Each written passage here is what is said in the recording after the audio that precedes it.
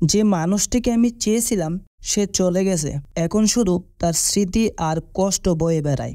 ভুল মানুষকে ভালোবাসা মানে নিজের কষ্ট বাড়ানো। এখন আমি শুধু সেই কষ্ট নিয়ে বাঁচি। তুমি ছিলে আমার সবকিছু, এখন তুমি নেই। শুধু তোমার অভাব আর কষ্টে বুক ভারী হয়ে আছে।